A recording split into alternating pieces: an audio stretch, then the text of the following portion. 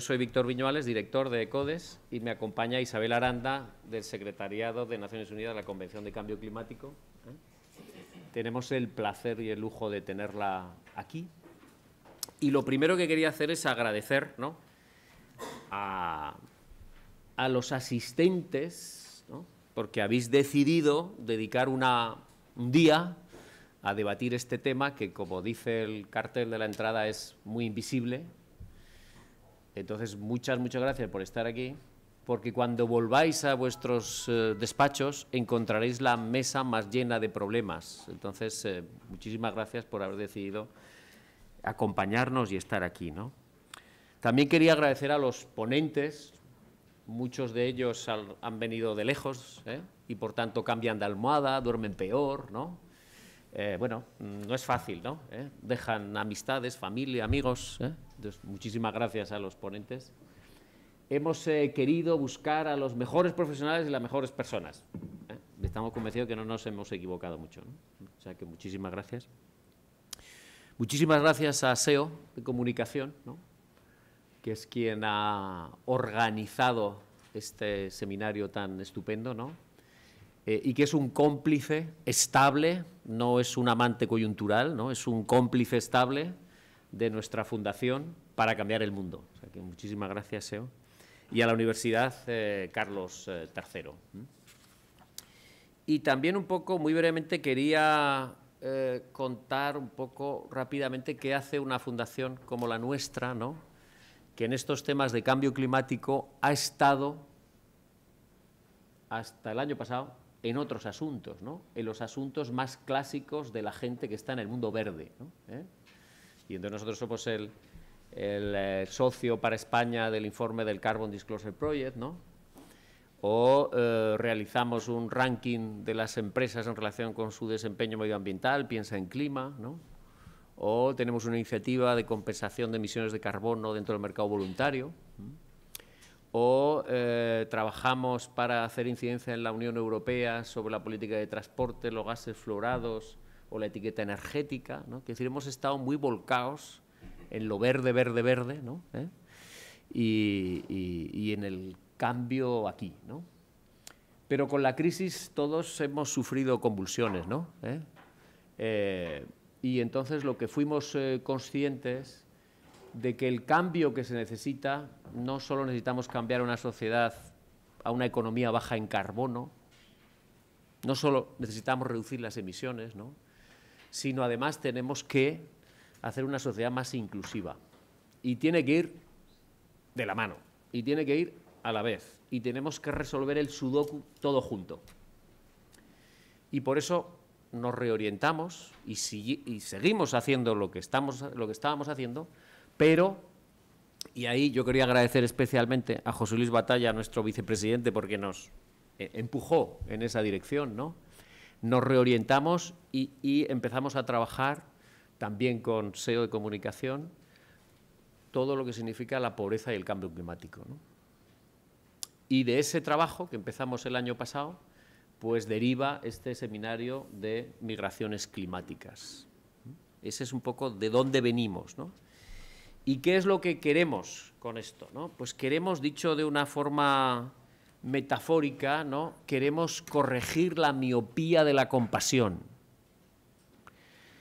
Y decimos corregir la miopía de la compasión porque estamos, yo diría que incluso genéticamente dispuestos, ¿no?, a conmovernos por el prójimo que tenemos próximo. Pero no estamos tan genéticamente dispuestos para conmovernos por el prójimo que tenemos lejano, en el espacio o en el tiempo. Y si no hacemos esto, si no nos conmovemos por los que viven lejos de nosotros, a lo mejor a miles de kilómetros, no los conocemos, ¿no?, o los que no conocemos porque todavía no han nacido, pues este asunto del cambio climático no tiene solución. Y por tanto nos planteamos que un objetivo de esta iniciativa de pobreza y cambio climático era corregir esa miopía de la compasión para tratar de conmovernos y conmover, porque si uno no se conmueve no actúa, y si no actúa no cambia el mundo. Ese era un poco el foco, ¿no? Yo hace poquito con unos amigos tengo gallinitas, 12 gallinitas, ¿no? Y entonces metimos a una nueva. Y no sé si habéis visto el fenómeno de 12 gallinas que metes una nueva, ¿no? Pues el fenómeno es que la marginan. Es gallina como ellas, de la misma raza, pero es nueva y la marginan. Y durante un tiempo le hicieron el desprecio y todas estaban durmiendo juntitas en una zona y la otra estaba ahí, sola, abandonada. A lo mejor nosotros somos bastante gallináceos, ¿no? Y a los que son nuevos, distintos, los apartamos, ¿no? Los marginamos, los pasamos, los desclasificamos, ¿no?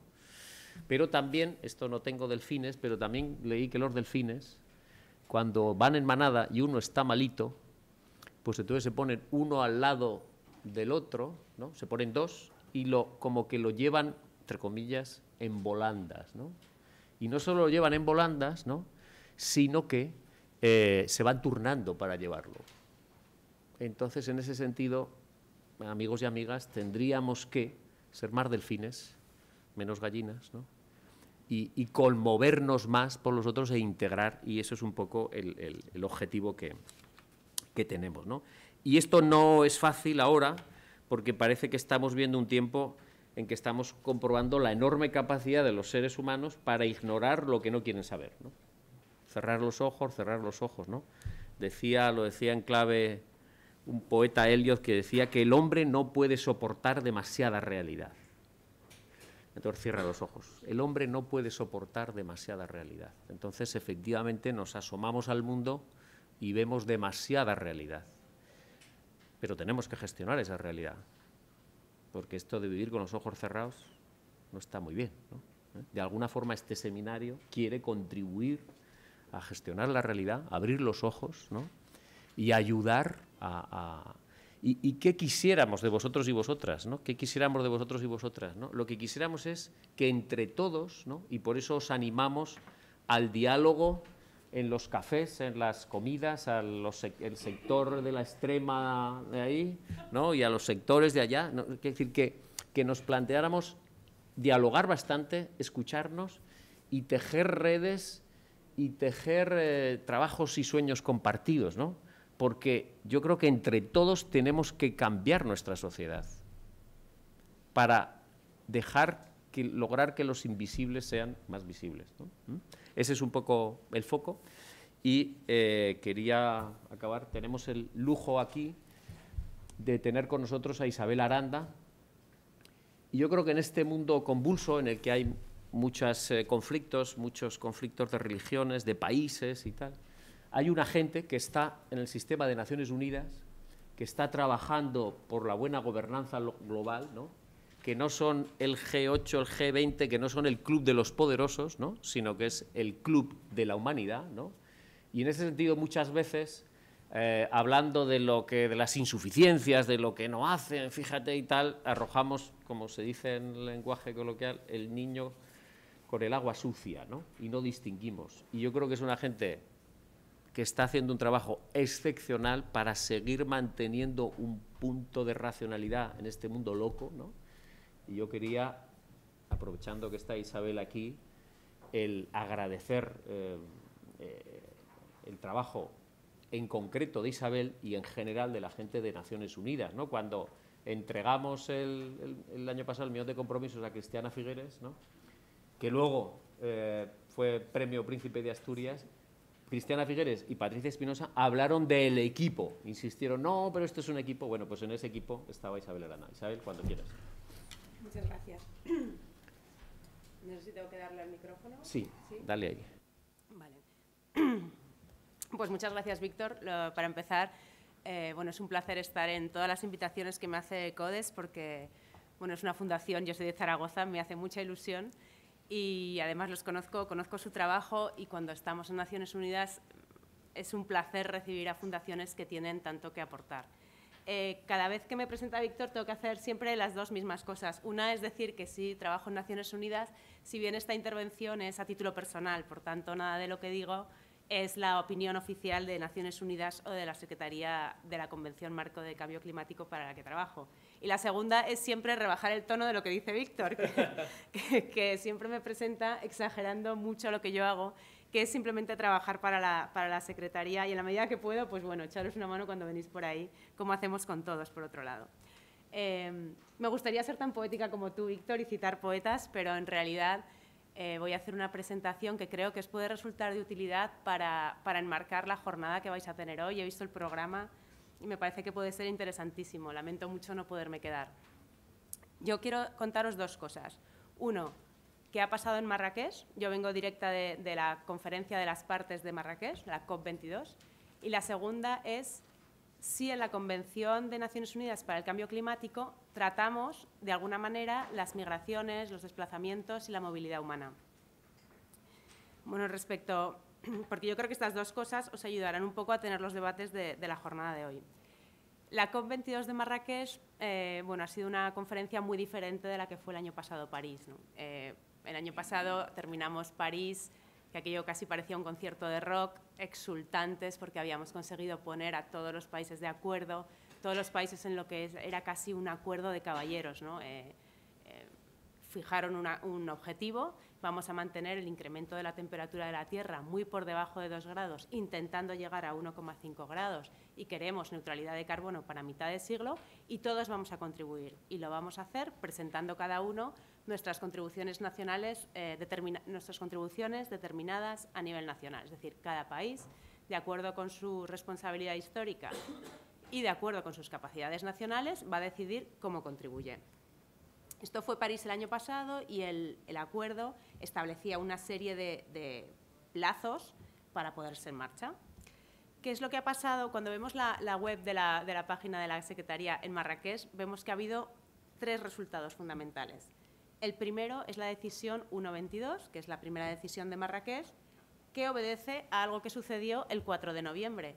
Y es que, frente a los pronósticos, París entró en vigor. El 4 de noviembre habían transcurrido 30 días desde que 55 partes que representaban el 55% de las emisiones mundiales de gases habían ratificado el acuerdo.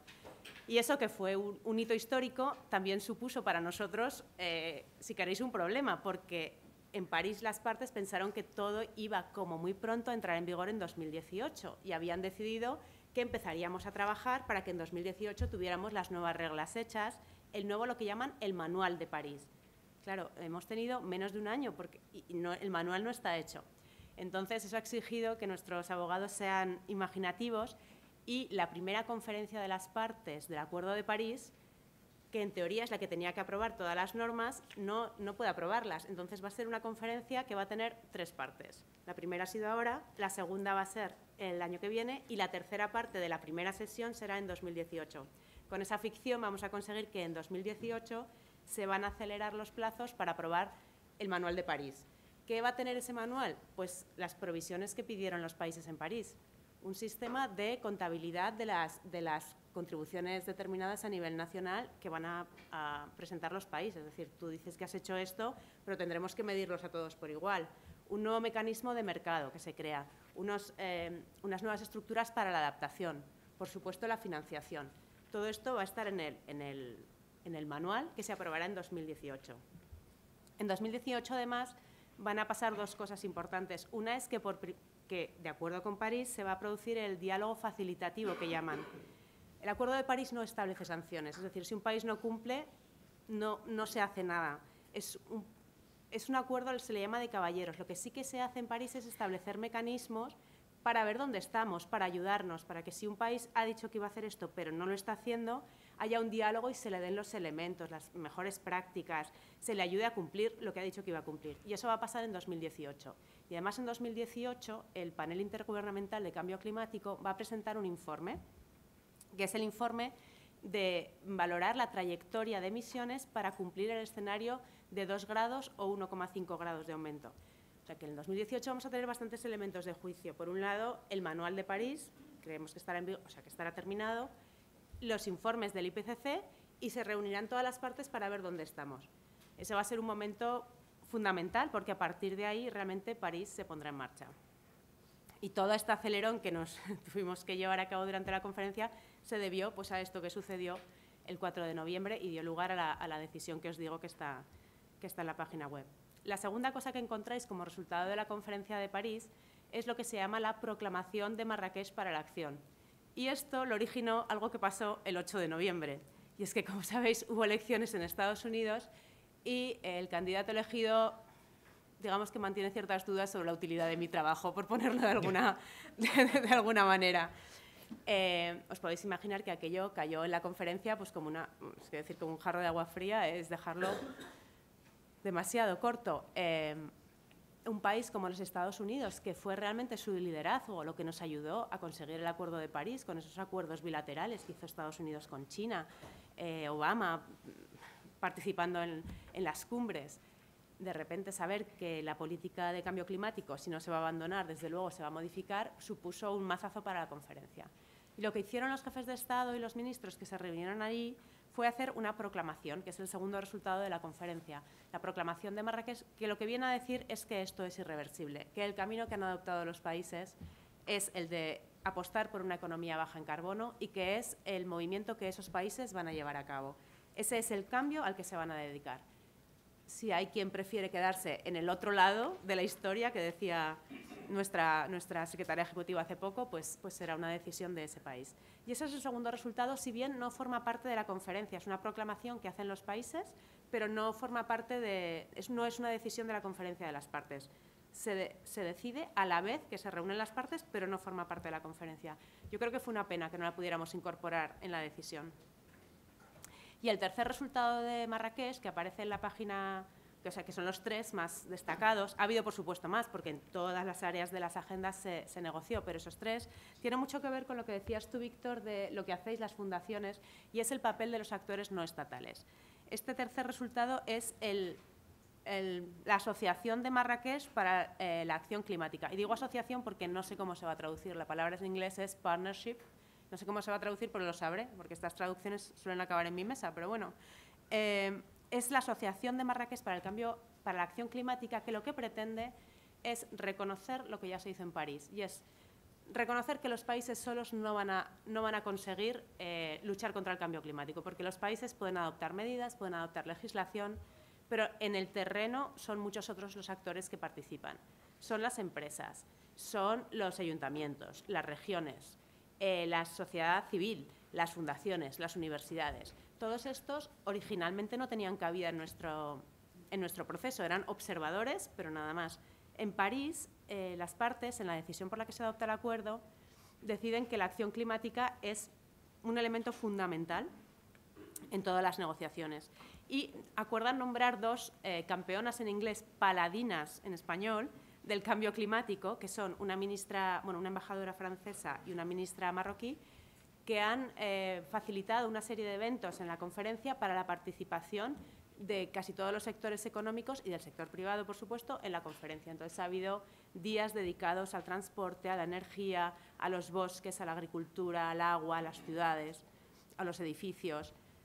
Y todos estos días han culminado en un evento que se llama de alto nivel, en el que ministros, representantes de los países y representantes de estos sectores tuvieron diálogos sobre mejores opciones de política.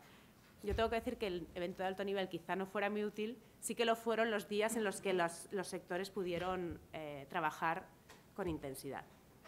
Y yo creo que esos tres resultados son lo más destacado de la COP de Marrakech. Hubo muchos más, como la llegada en bicicleta de Víctor Viñuales, pero no lo tenemos en la página web.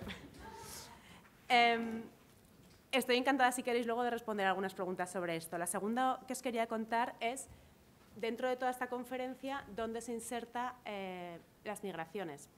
La Convención Marco de Naciones Unidas para el Cambio Climático del 92 tiene como objetivo estabilizar la concentración de gases de efecto invernadero en la atmósfera. Estabilizar la concentración de gases. Es decir, es una convención fundamentalmente de mitigación. Queremos emitir menos y absorber más para estabilizar la concentración. Vincular esto con las migraciones no es un proceso inmediato. De hecho, si la convención es del 92, yo creo que no fue hasta el 2010, cuando en el marco de Cancún de la adaptación se empieza a hablar de la necesidad de equiparar mitigación y adaptación. Y dentro de los acuerdos de Cancún se crea un grupo de trabajo que va a tratar daños y pérdidas derivados del cambio climático. Este grupo de trabajo da lugar en el año 2014, en la Conferencia de Varsovia, al mecanismo de Varsovia para tratar los daños y pérdidas derivados del cambio climático. Y dentro de este mecanismo, dentro de sus 9 áreas de acción, el área número 6 es el área que se dedica a migración, desplazados y movilidad humana. Lo que quiero decir es que, claro, nosotros hemos llegado muy lejos desde la Convención, que en el 92 lo que hacía era países, decidme cuánto emitís y vamos a ver si emitís menos, a un mecanismo que se refiere a daños y pérdidas y que trata migraciones. Pero claro, nuestra capacidad de tratar las migraciones es muy limitada. El mecanismo es un mecanismo que tiene por finalidad aumentar el conocimiento, establecer una plataforma de diálogo, aumentar la acción y el apoyo.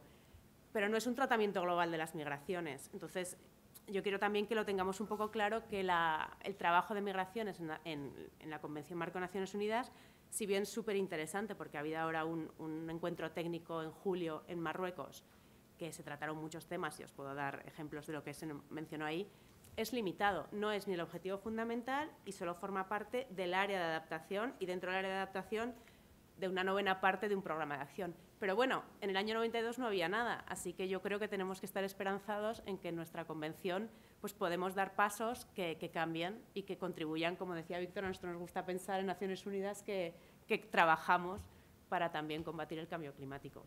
Y bueno, y con estas 2 ideas os dejo y os deseo una jornada muy productiva. Si tenéis alguna duda, estoy encantada de contestar preguntas si puedo. Gracias. Muchas gracias, Isabel.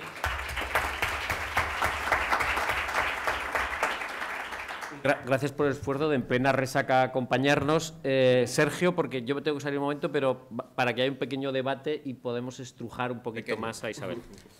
Si hay alguna pregunta para Isabel sobre Marrakech, pues nada, lo tienen todo clarísimo. Lo has expuesto muy bien, Isabel. Muchísimas gracias por tu presencia y invito a los ponentes de la primera sesión a que ocupen la mesa. Muchas gracias.